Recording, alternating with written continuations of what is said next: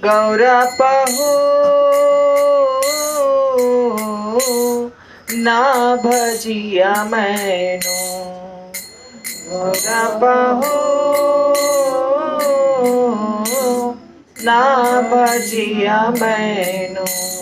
प्रेम रतन धन हेलय हराइनु, प्रेम रतन धन हेलय हराइनु। गौरपहु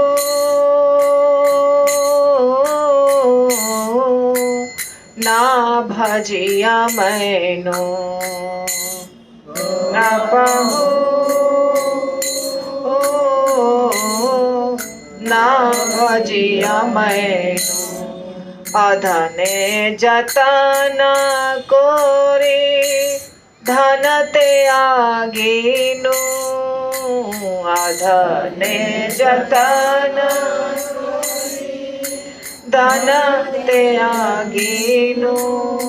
अपना करम दोषे अपनी डूबिनु, अपना करम दोषे अपनी डूबिनु। गौरपहु ना भजिया मैनो,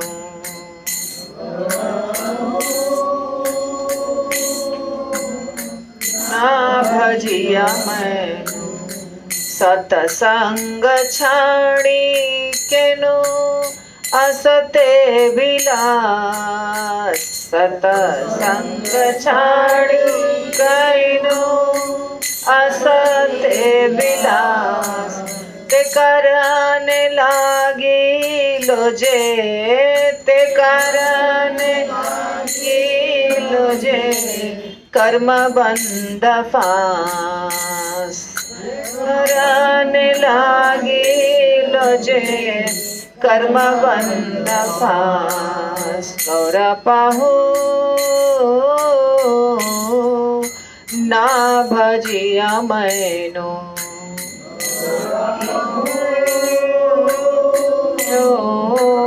ना भजिया मैनो। विषमा विषमा विष सतत खाइनु, विष विषमा विष सतत खाइनु। गौर कीर्तन रसे मगन न होइनु, गौर कीर्तन मगन न होइनु। गौरपहु ना भजिया मैनो,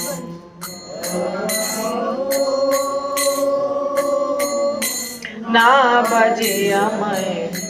केनो बा अच्छाए प्राण के सुख पाइया, केनो बा अच्छा प्राण के सुख पाइया। नरोत्तम दास केनो नागेली मरिया, नरोत्तम दास नागेलो मरिया। गौरपहु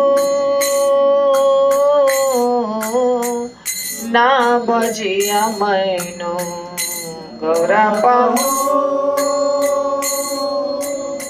ना भजिया मैनो। तो बड़ा मुश्किल से गाया मैंने, क्योंकि मैं बहुत दिनों के, बहुत सालों के बाद इस भजन को गाई। ट्यून मेरा नहीं पकड़ा, लेकिन इसका अर्थ बहुत अच्छा है, इसलिए मैंने इसको गाया। और ये नरोत्तम दास ठाकुर का गाया हुआ भजन है। कह रहे हैं प्रार्थना है, ये भगवान से प्रार्थना कर रहे हैं, हे गौरांग महाप्रभु, मैंने आपका भजन नहीं किया, क्यों नहीं किया? और मैंने प्रेम रतन धन को गुम कर दिया। प्रेम रतन धन, सबसे बड़ा धन क्या होता है? प्रेम रतन धन, है ना? तो उसको हमने प्राप्त नहीं किया। क्या किया, अधने जतन कोरी धन त्यागिनो। जो अधन है अर्थात जो असली धन नहीं है, जो भौतिक दुनिया की चीजें हैं वो असली धन नहीं है, जो भगवान से प्रेम है वो असली धन है। तो असली धन जो कृष्ण प्रेम है उसको हमने गवा दिया, उसको प्राप्त करने की कोशिश नहीं की। और जो अधन है, जो धन दौलत पैसा गाड़ी मोटर जमीन जायदाद ये सब जो है, ये भौतिक संपत्ति, इसको बहुत यत्न से संभाल के रखा, जोड़ जोड़ के रखा अच्छे से। और आपन कर्म दोषे आपनी डूबिनु, और अपने कर्म दोष के कारण खुद ही हम अपना नाश कर लिया, डूब गए, है ना।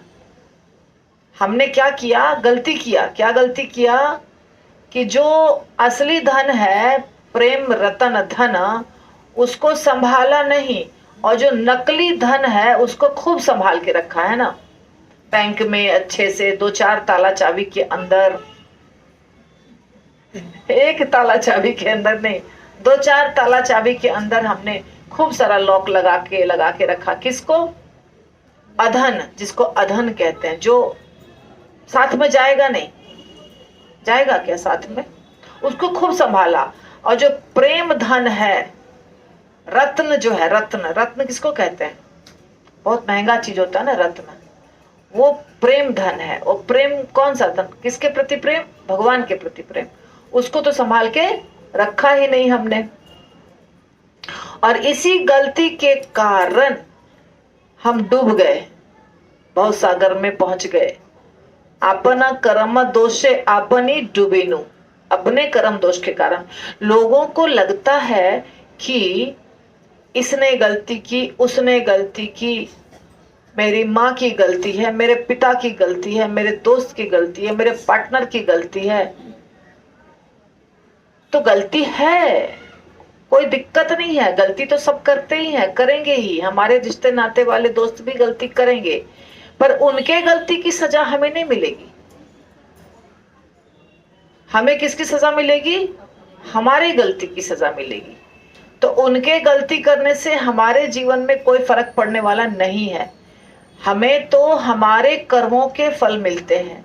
इसीलिए अपने कर्म के कारण हम क्या किए, डूब गए।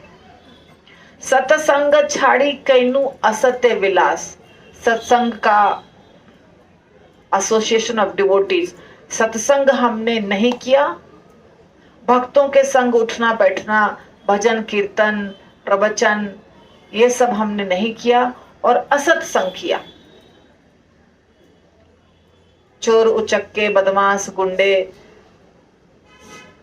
जिनका कुछ मतलब नहीं है, जिनके जीवन का कोई उद्देश्य नहीं है, उनके साथ हमने समय बिताया।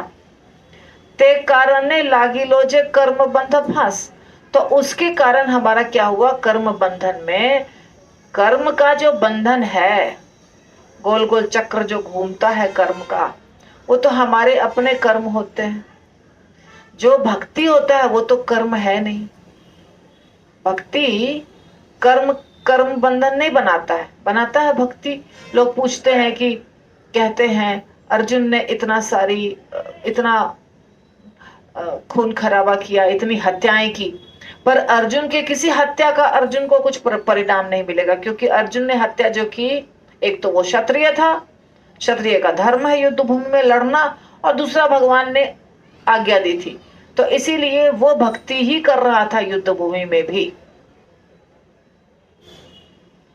युद्ध भूमि में जैसे आप घर में दिया अगरबत्ती घंटी पकड़े रहते हैं दोनों हाथ से, वैसे अर्जुन ने धनुष बाण पकड़ा था, दोनों में कोई अंतर, उसका धनुष बाण आरती और अगरबत्ती ही था। क्यों, कृष्ण की आज्ञा थी तुम युद्ध करो, तो कृष्ण जो आज्ञा देते हैं वो भक्ति है, और उस कर्म का, वो कर्म है ही नहीं, वो अकर्म है, उस कर्म का कोई बंधन नहीं होता है। लेकिन जब हम असत संग करते हैं तो उसका बंधन होता है। सत्संग और असत संग, असत संग का बंधन होता है और असत संग का बंधन होने के कारण कर्म बंधन के फांस में हम पड़ गए, ऐसा लिख रहे हैं यहाँ पे। विषय विषय विषय विषम विष सतत खाइनु, विषय जो है भोग करने की जो चीजें हैं, विषय विषम विष, वो विष के समान है, जहर के समान है, और उसको हमने लगातार खाया, लगातार खाया विषयों को, अर्थात भोग विलास किया। विषय समझते हैं ना, किसको कहते हैं विषय?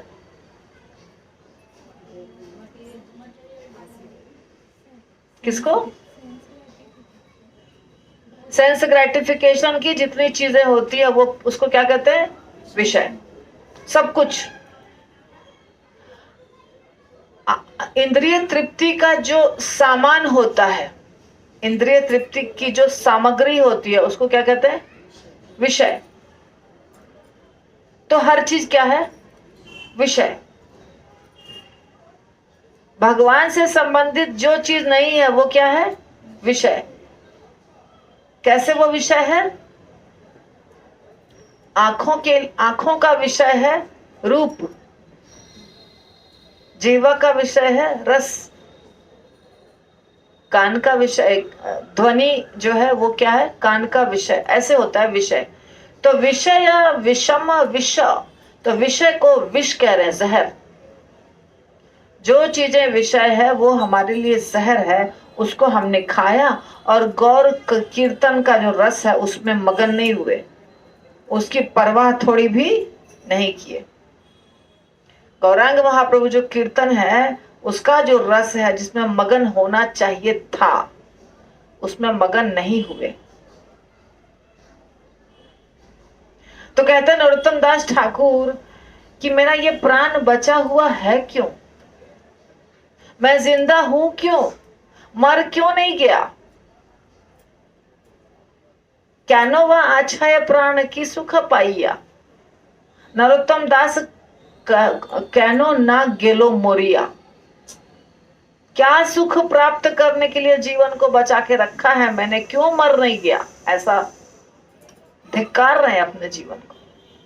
ये नरोत्तम दास ठाकुर के जीवन की कहानी नहीं है, ये हमारे जीवन की कहानी है। नरोत्तम दास ठाकुर तो महान भक्त थे।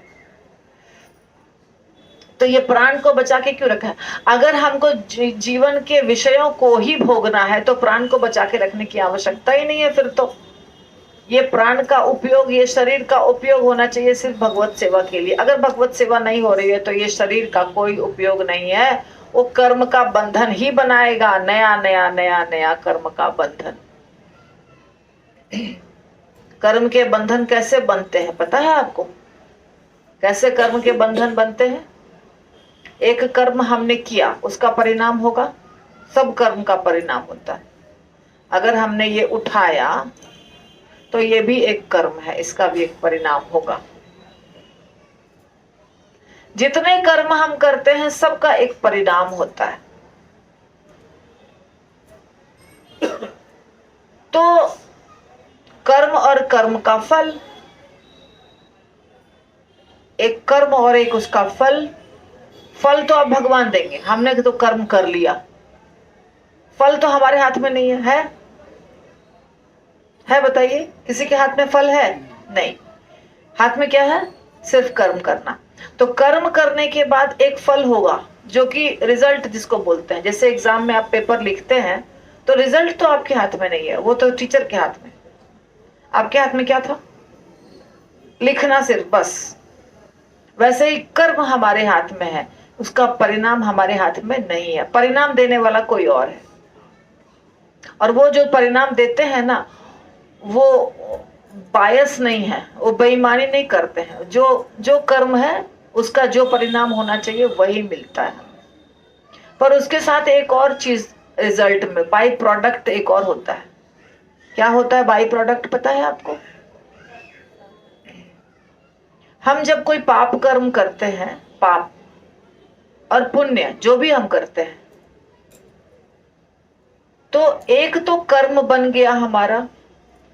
एग्जाम्पल, हमने एक व्यक्ति की हत्या की, तो एक हत्या किया तो हत्या के बदले रिजल्ट मिलेगा हमको, जो भी देने वाले एजेंट हैं, वो रिजल्ट देंगे हमको, हमें फांसी की सजा होगी या हमें अगले जन्म में वो मारेगा, जो भी होगा रिजल्ट।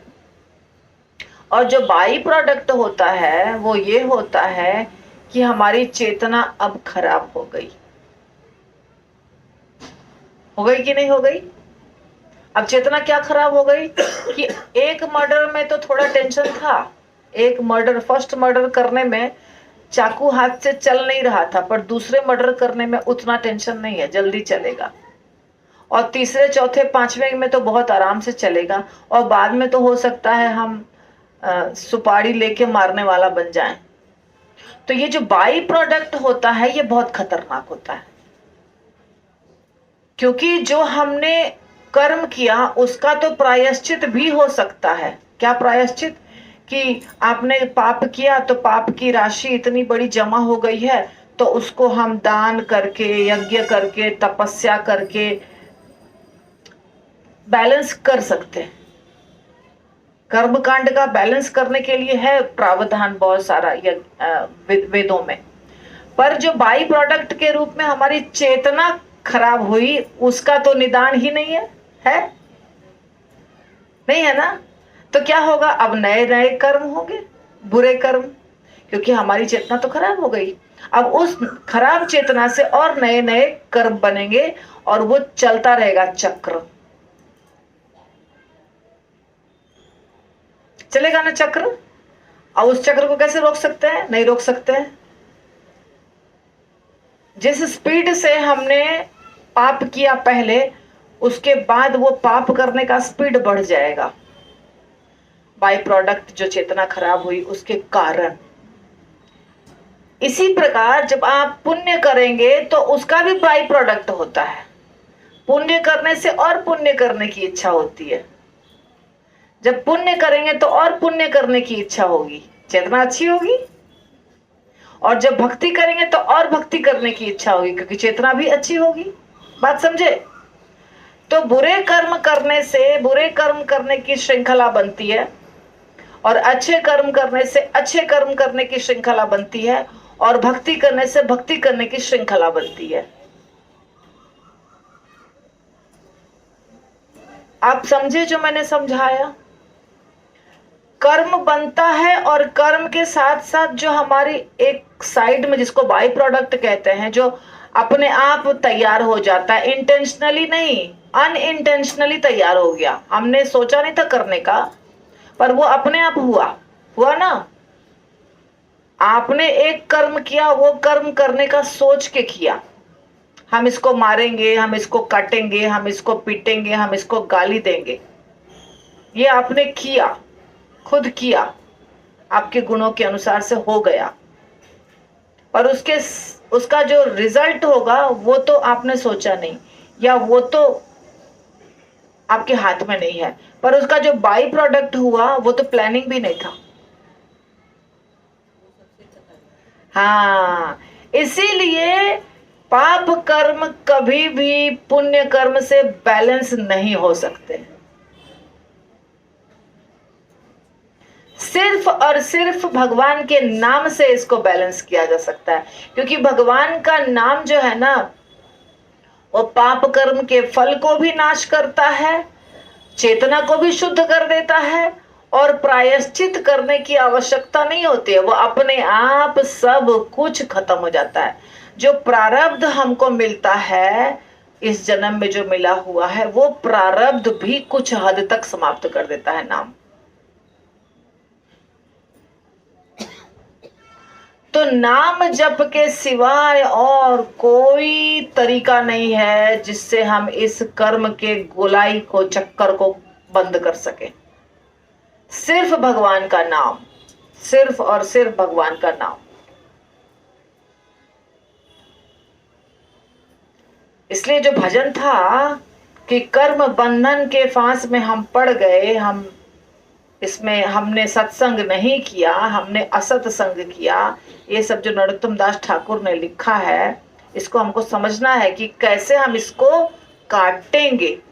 कुछ कहते हैं, कुछ लोग कहते हैं कि अरे हमने इतना बड़ा पाप किया था क्या, जो हमारे साथ हमारे जीवन में इतना सब कुछ चल रहा है, कुछ अच्छे से होता नहीं है, हमारा प्रारब्ध खराब था, हमारा ये था वो था, जरूर था। क्योंकि दूसरे के कर्मों का फल हमें नहीं मिलता है, हमारे कर्मों का फल ही हमें मिलता है। अगर हमारे जीवन में बहुत सारी गलत चीजें हो रही हैं, परिस्थिति खराब है, तो इसका मतलब ये है, इसका अर्थ ये है कि हमारे पूर्व जन्म में हमने ऐसे कार्य किए हैं। सॉल्यूशन क्या है इसका, उपाय क्या है? अभी संभल जाइए और अभी से अच्छा शुरू कर दीजिए, है ना। अभी से अगर हम अच्छा शुरू कर देंगे, सब नष्ट हो जाएगा पुराना। तो आज हम चैतन्य भागवत अभी शुरू करेंगे। चैतन्य भागवत मध्य खंड 6ठा अध्याय।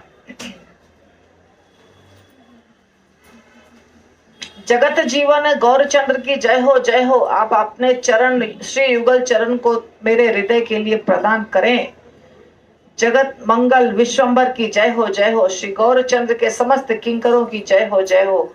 परमानंद पुरी के जीवन स्वरूप प्रभु की जय हो। दामोदर स्वरूप के प्राण धन प्रभु की जय हो। श्री सनातन गोस्वामी गौर प्रिय गौर महाशय की जय हो। जगदीश गोपीनाथ के हृदय स्वरूप गौर महाप्रभु की जय हो। द्वारपाल गोविंद के नाथ की जय हो। हे प्रभु, जीव के प्रति शुभ दृष्टि कीजिए। इस प्रकार नित्यानंद के सहित श्री गौरचंद्र भक्तों को लेकर संकीर्तन आनंद उत्सव करते थे। तो गौरांग महाप्रभु नित्यानंद प्रभु जब थे, कई बार मैंने आप लोगों को बताया है, फिर से बता दूं, बहुत मन करता है बताने का मुझे, कि बहुत भाग्यशाली लोग हैं हम लोग भी, और 500 साल से जितने लोग पैदा हो रहे हैं सब। क्योंकि ये जो समय है अभी चैतन्य महाप्रभु के बाद का समय, वो जब प्रकट हुए थे चैतन्य महाप्रभु, उसके बाद जितने भी जीव प्रकट हो रहे हैं वो सब बहुत भाग्यशाली हैं। क्योंकि ये सुनहरा अवसर और किसी युग में नहीं मिलता है। ये जो गोल्डन पीरियड है, सुनहरा अवसर है, ये सिर्फ अभी ही मिला है। और फिर मिलेगा कितने साल के बाद? 8 अरब 60 करोड़ साल के बाद। कितना? 8 अरब 60 करोड़ साल के बाद।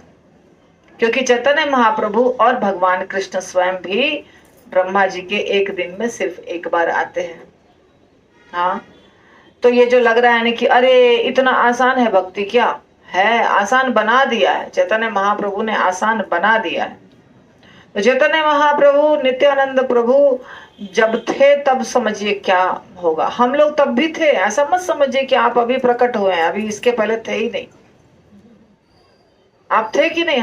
मैं खुद भी थी कि नहीं? बताइए, चैतन्य महाप्रभु के समय हम थे कि नहीं थे? थोड़ा सोचा है इसके बारे में? सोचा है कि नहीं सोचा है? चैतन्य महाप्रभु जब नदिया में थे, लीला कर रहे थे, तो आप धरती पर थे कि नहीं थे? हाथ उठाइए तो कितने लोग थे? उठाए ना? थे ना? तो फिर भगवत धाम क्यों नहीं गए? आपने देखा, मगर लापरवाही।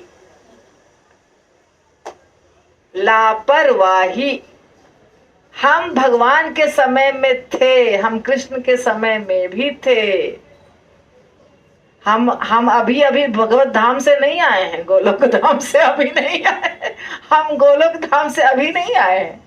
हमने अरबों खरबों जन्म बिता दिए इसी भटक के। कीड़े मकोड़े बनने वाले व्यक्ति अभी भक्त नहीं बनेंगे। जो 500 साल पहले या 5000 साल पहले कीड़े मकोड़े थे, वो अभी हरि नाम का जप नहीं करेंगे, तिलक कंठी नहीं पहनेंगे, वो मनुष्य ही थे। लेकिन ठीक है, रिलैक्स कर रहे हैं, जाएंगे जब जाएंगे, जब मन होगा तो जाएंगे, अभी थोड़ा आराम करते हैं, अभी थोड़ा घर गृहस्थी चलाते हैं, ये भावना थी। इसके चलते अभी तक यहीं फंसे हुए।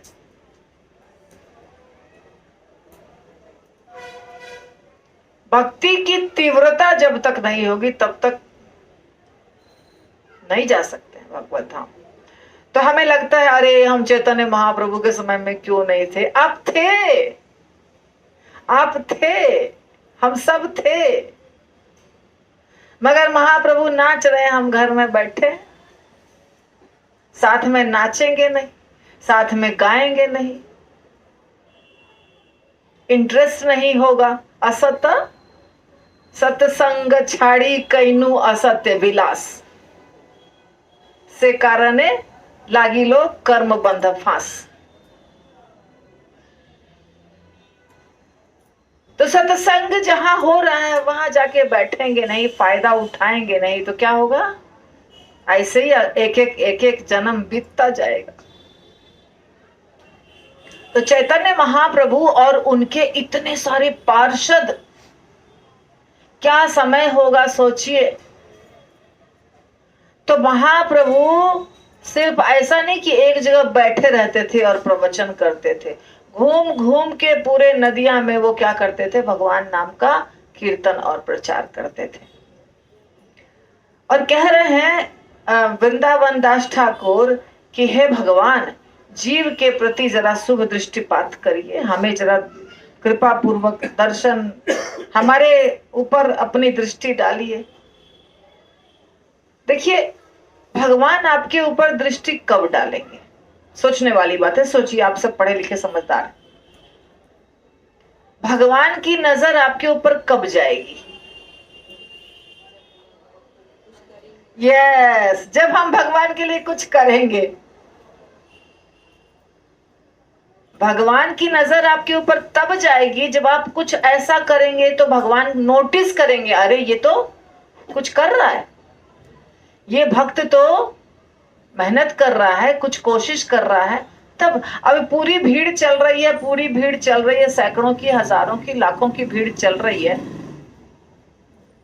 तो ठीक है, सबको हवा दे रहे हैं, पानी दे रहे हैं, खाना दे रहे हैं, भगवान सबको सब कुछ दे रहे हैं, जितनी जरूरत की चीजें हैं तो सप्लाई कर दी है। अब उसमें से कोई भगवान को गाली भी दे रहा है, उसको भी दे रहे हैं हवा पानी खाना, नहीं दे रहे हैं क्या? बताओ, गाली देने वाले को नहीं दे रहे हैं? जो रोज ये इतने इतने जन समुदाय में बहुत लोग कृष्ण को गाली देते हैं, रोज भगवान को गाली देते हैं, बहुत गंदा गंदा गाली देते हैं भगवान को। विश्वास नहीं हो रहा है पर ये सच है। उसको भी भगवान खाना पानी दे रहे हैं, हवा दे रहे हैं, जिंदा है वो भी। तो ये जो सप्लाई करते भगवान, जो चीजें देते हैं हमारे जरूरत की, वो सबको देते हैं, लेकिन उसमें से जो ऐसा व्यक्ति दिखाई देता है जो भगवान के खुशी के लिए कुछ कर रहा है, उसके ऊपर भगवान की दृष्टि अपने आप पड़ जाती है। अच्छा, आपको लगेगा कि ऐसा तो कैसे संभव है, ये तो हम अपने घर में बैठ के कुछ कर रहे हैं, हम कहीं कुछ कर रहे हैं, हम, है ना, आप सब लोग अपनी अपनी दुनिया में कुछ कर रहे हैं, तो भगवान कैसे देखेंगे? अभी मेरा घर तो बहुत ऊंचा नहीं है, आकाश से, तो आकाश में जब आप फ्लाइट से जाते हैं तो आपको पुणे दिखाई देता है या कोई शहर दिखाई देता है, तो कैसा दिखाई देता है? मतलब आप सबको देख सकते हैं दूर से, फिर भी उतना क्लियर पिक्चर नहीं दिखता है। अभी हमारा 4th फ्लोर पे घर है, जैसे 5th फ्लोर पे, तो वहां से बहुत सारी बाइक्स जा रही हैं, कार जा रही हैं, ट्रक जा रहे हैं, बहुत सारी गाड़ियां जा रही हैं। अब वो गाड़ी वाला तो समझ रहा है कि हमको कोई देख नहीं रहा है ना, गाड़ी के अंदर बैठा है, वो समझ रहा है हमको कोई नहीं देख रहा है। कोई बहुत बड़ा ट्रक है, बहुत बड़ा ट्रक है, जिसके नीचे जाने में हमें डर लगता है, कुचल के मर जाएंगे, बड़ी बड़ी गाड़ी जा रही है। ये जो कार वगैरह होती है वो तो खिलौना दिखता है, मतलब 5वें मंजिल से ही वो खिलौना दिख रहा है, आकाश से तो छोड़िए। तो भगवान जो बहुत ऊपर बैठे हैं, उनको हम नहीं दिख रहे हैं, उनको हमारी हर हरकत नजर आ रही है, हर चीज नजर आ रही है। और बहुत क्लियरली दिखता है। कभी कभी मैं देखती हूँ बालकनी से, मुझे लगता है देखो इसको तो पता नहीं है, पर मैं तो देख रही हूँ इसको ऊपर से कि ये क्या हरकत कर रहा है। कोई भी अच्छा बुरा जो भी कर रहा है, गाड़ी में, कार में, ट्रक में, पैदल, हर तरह के लोग जा रहे हैं, आ रहे हैं, जा रहे हैं, आ रहे हैं। तो वो रोड पे अपना अपने हिसाब से जाते आते रहते हैं। उन्हें लगता है हम स्वतंत्र हैं, हम सब कुछ कर रहे हैं। पर एक साधारण व्यक्ति भी ऊंचाई से उसको देख सकता है। एक साथ आप 50 गाड़ी को देख सकते हैं, उसके अंदर सैकड़ों लोगों को आप देख सकते हैं। तो जो गोलोक धाम में बैठे हैं, या जो शिरोदक्षाई विष्णु श्वेत द्वीप में बैठे हुए हैं, क्षीर सागर में लेटे हुए हैं, या जो ब्रह्मा जी सत्यलोक में बैठे हुए हैं, शिव जी कैलाश पर्वत पे बैठे हुए हैं, वो क्या आपको नहीं देख सकते हैं कि आप नीचे क्या कार्य कर रहे हैं? बहुत आराम से देख सकते हैं वो आपको। अब उसमें कोई ऐसा व्यक्ति है जो भगवान के प्रसन्नता के लिए दौड़ रहा है, दौड़ रहा है, दौड़ रहा है, मंदिर बना रहे हैं, प्रचार कर रहे हैं, फंड कलेक्शन कर रहे हैं, बुक डिस्ट्रीब्यूशन कर रहे हैं, तो क्या भगवान की नजर उस पर ही पड़ेगी? बोलिए, पड़ेगी कि नहीं पड़ेगी? तो दृष्टिपात करिए हमारे ऊपर, ऐसा बोलने से कृपा नहीं प्राप्त होती है। कृपा प्राप्त होने वाला कार्य जब करेंगे तो कृपा अपने आप मिल जाएगी, बिना बोले।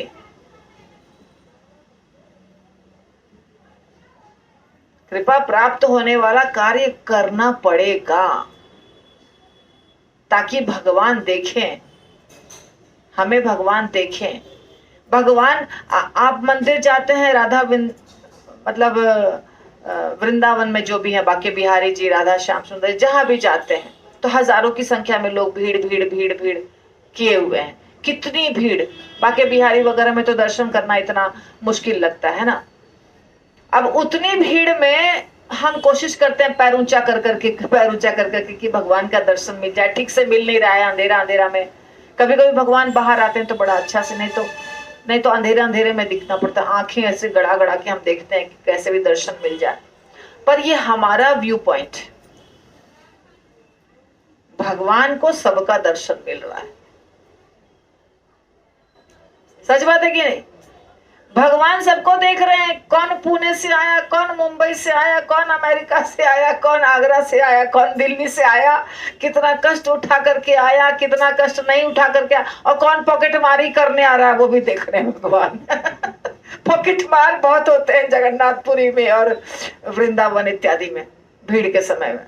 तो कौन क्या कर रहा है, कुछ लोग बहुत कष्ट से पूरे साल पैसा बचाते हैं और यात्रा करने जाते हैं। भगवान को पता है, सब पता है। अभी 15 दिन की गई थी ना वो दिंडी जिसको बोलते हैं, गरीब गरीब लोग गांव गांव से बहुत बहुत कहीं कहीं से जुगाड़ करके, पैसा कष्ट करके, बेटे से मांग के, कहीं से मांग करके, और कष्ट से जाते हैं वहां 15 दिन पैदल चल के। तो क्या पंढरीनाथ को नहीं पता है?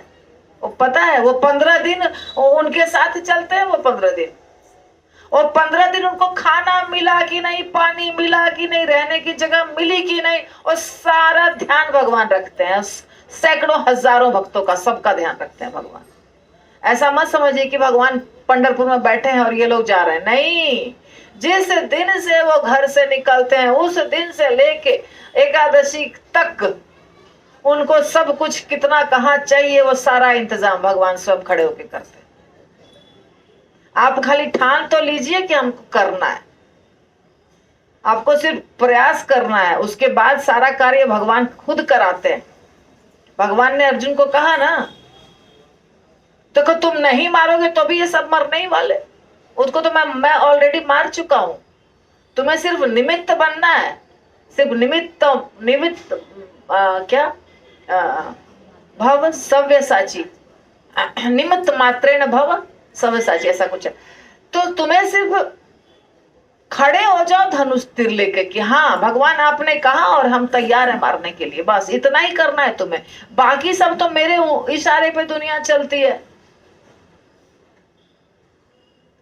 एक बात बताती हूँ, आपको याद आ गई है इसीलिए।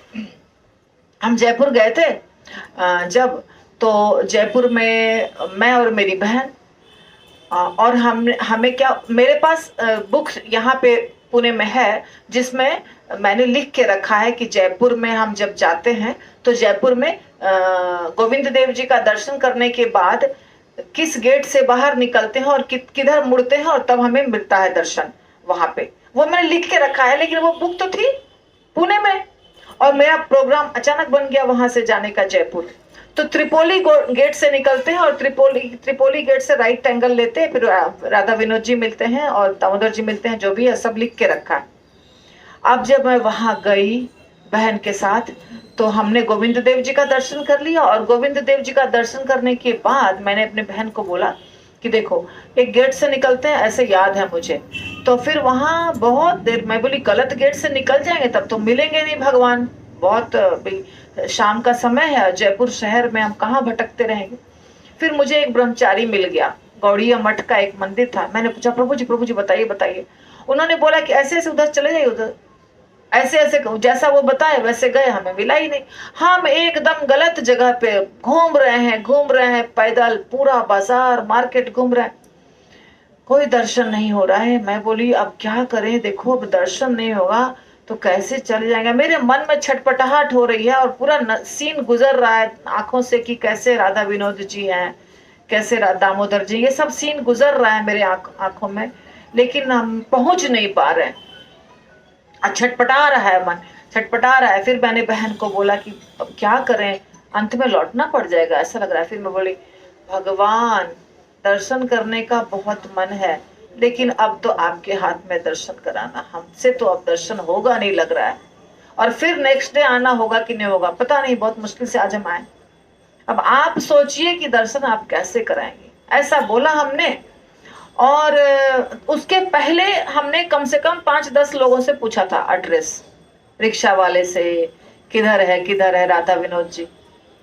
अब राधा विनोद जी का छोटा सा मंदिर है, दामोदर जी का छोटा सा मंदिर है, कोई रिक्शा वाले को पता नहीं था, कोई रिक्शा वाले को नहीं पता। फिर बाद में एक रिक्शा वाले को हमने रोका, फिर से उसमें बहुत सारे लोग बैठे हुए थे, जैसे 6 सीटर नहीं होता है, यहाँ से वहां जाते हैं ना थोड़े थोड़े पैसे पे। तो वहां मैंने बोला रिक्शा वाला रुकिए राधा विनोद जी का मंदिर पता है। मैं बोली लास्ट ट्राई कर लेते हैं, उसके बाद अंधेरा हो रहा है, जाना ही पड़ेगा क्योंकि बेटी आने वाली है उसकी। तो वो तो बोला नहीं हमको नहीं पता, बोल के आगे बढ़ रहा था। मगर उसी रिक्शा में बैठी हुई पीछे 2 औरतें थी, बोलती है अरे रुको रुको हमको पता है।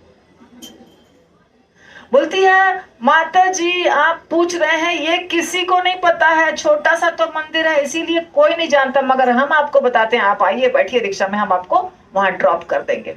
उसके बाद हम रिक्शा पे बैठ गए और वो बोली 10-10 रुपए भाड़ा है, ये तो 20 रुपए मांग रहा है। मैं बोली जाने तो ना 20 मांग रहा है या क्या मांग रहा है, हमको जानना है। हम बैठ गए, उसके बाद वो पूरा बताई, आप यहाँ जाइए, यहाँ उतरेंगे, इधर मुड़ेंगे, इधर गोविंद उधर विनोद जी मिलेंगे, फिर आप इधर मुड़ेंगे, फिर यहाँ दामोदर जी मिलेंगे, फिर यहाँ पे मुड़ेंगे, फिर सामने में शिव जी का बड़ा सा मंदिर मिलेगा आपको। और वो शिव जी का मंदिर बहुत फेमस है, इसलिए वो नाम बताइएगा तो कभी भी कोई भी पहुंचा देगा आपको जयपुर में, मगर ये जो नाम आप बता रहे हैं ये कोई नहीं बता पाएगा।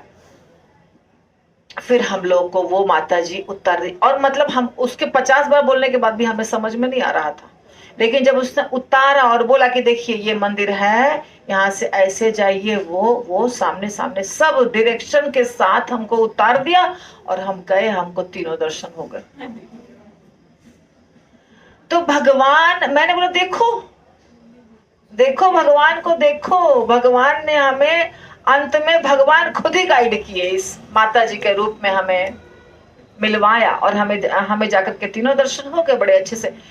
तो भगवान खाली आपके प्रयास को देखना चाहते हैं, बाकी सारा कार्य वो खुद ही करते हैं।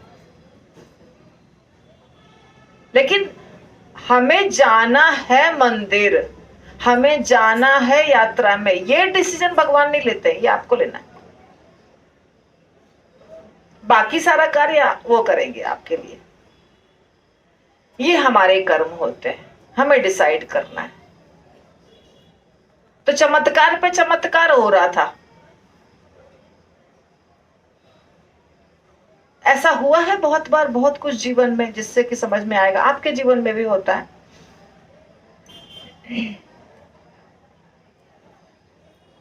8 तो बज गए।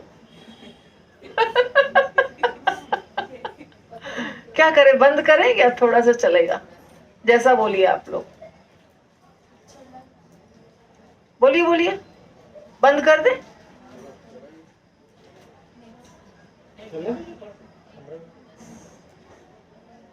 बोलो बोलो ना, जल्दी बोलो। 10 मिनट चलने दे कि सबको जाना है? बहुत लोगों को जाना है। श्रील प्रभुपाद की जय। निताई गौर नंदे हरि हरि बोल।